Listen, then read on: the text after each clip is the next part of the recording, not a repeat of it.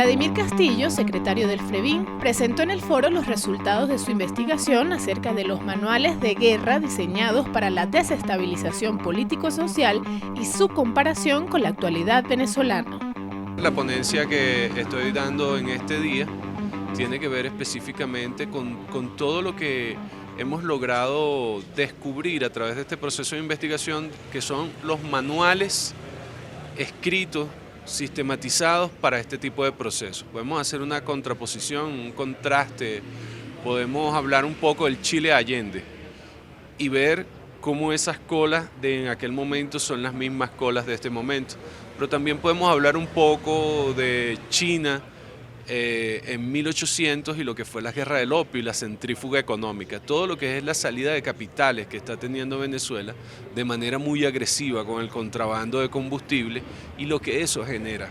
Y cómo eso ya está escrito, ya tiene unos manuales, cuáles son esos manuales, qué dicen esos manuales, porque hay una peligrosa tendencia en la población a creer que esto es solo un elemento de ineficiencia e ineficacia del gobierno, que es el gobierno el único responsable de todos los elementos de distribución y todos los elementos de producción, cuando no es así. Mucho de lo que nosotros estamos viviendo tiene un origen sistémico, tiene unos manuales, tiene unos contramanuales, tiene unos elementos de inteligencia y de contrainteligencia que es necesario que la población maneje y domine. Y instancias como la de ustedes son muy importantes para masificar esa información a la población y la población tenga una alternativa comunicacional en medio del aluvión en el que estamos en este momento de contrainformación a través de las redes sociales. Vemos con peligrosidad como por ejemplo en las redes sociales se quiere establecer una matriz de linchamientos. Empiezan con el tema del AMPA común, pero observamos que pudiera ser una peligrosa tendencia de calar en una población como la población venezolana que nunca ha sido partícipe de terrorismo, de linchamiento, de este tipo de prácticas. Observamos esto con preocupación porque sabemos que pudiera ser una tendencia para otra cosa, para llegar, en caso de que otra tendencia llegue al poder, utilizar el linchamiento como un arma política, enmascarándolo con el tema de la delincuencia que tiene multiplicidad de factores y que es un tema muy denso a analizar. Pero eso que se quiere colocar en las redes sociales es parte de un ablandamiento, es parte de tomar la psicología, tomar la mente de las personas. Los Estados Unidos tienen manuales de intervención, pero quienes verdaderamente acuñan estos manuales es lo que llaman la escuela francesa. Cuando se da la lucha de independencia en Argelia, se hizo toda una guerra sucia contra el movimiento de liberación de Argelia. Ahí es donde se escribe el primer libro que luego va a ser difundido en todo el Cono Sur. Ese libro se llama El Manual de la Guerra Moderna, de Roger Trinquet. Ese es un manual escrito con el que se le dieron clases a oficiales de todo el Cono Sur, incluyendo oficiales venezolanos. Antes que existiera la Escuela de las Américas, quienes forman a los oficiales de las Escuelas de las Américas son soldados franceses.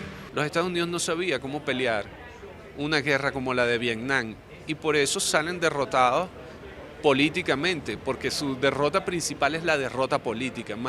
No es tan importante el tema militar ahí, es la derrota política, es el golpe que ellos sufren. Luego de esta derrota tan dura, los franceses, que venían de perder en Vietnam también cuando la llamaban Indochina, empiezan a escribir y empiezan a sistematizar. Luego eso pasa a Indonesia y luego pasa todo el sudeste asiático, todo lo que se va a llamar la guerra sucia. ¿Y por qué es la guerra sucia?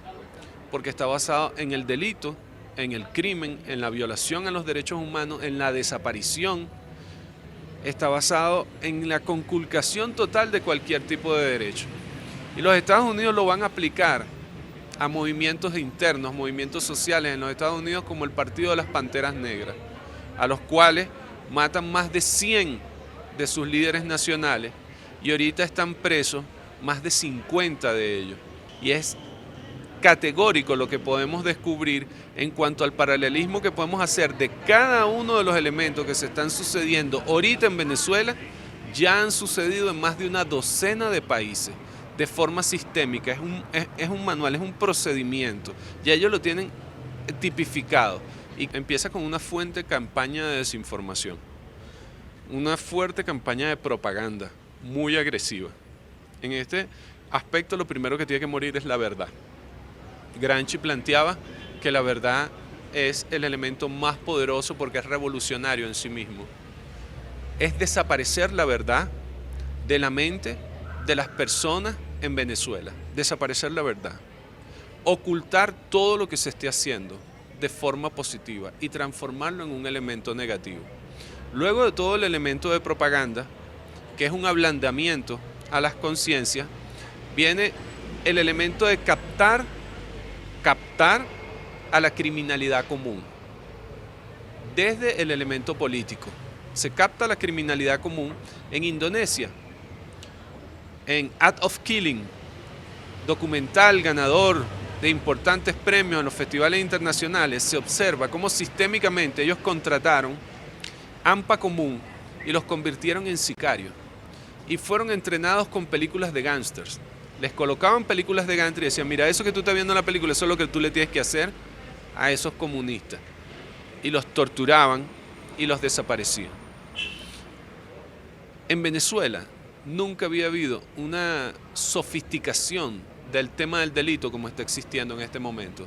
Fusiles, granadas, armamento de guerra, tácticas militares, eso tiene un entrenamiento. ¿De dónde un delincuente común va a sacar ese entrenamiento? ¿De dónde saca la sofisticación para los sistemas de inteligencia que tienen? Infiltración de los sistemas policiales. Porque es una llave, es un binomio. Porque el tema del AMPA común sensibiliza mucho a la persona. El tema del delito sensibiliza mucho a la persona porque le das a la persona una falencia, se siente solo, se siente desprotegido por parte del Estado. Y empieza a tener esta parapolítica, porque es una parapolítica, un poder en el imaginario de las personas.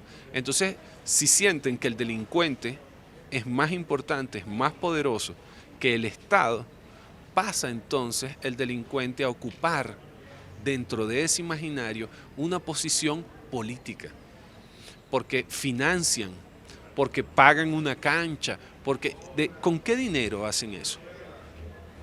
Y eso ya vimos la dolorosa y traumática experiencia en los años 90 en Colombia, de lo que significó todo el dinero que ingresaba por el narcotráfico y cómo ese dinero llevó a varios de esos narcotraficantes al Congreso colombiano y determinó una guerra cuando el tema de los extraditables.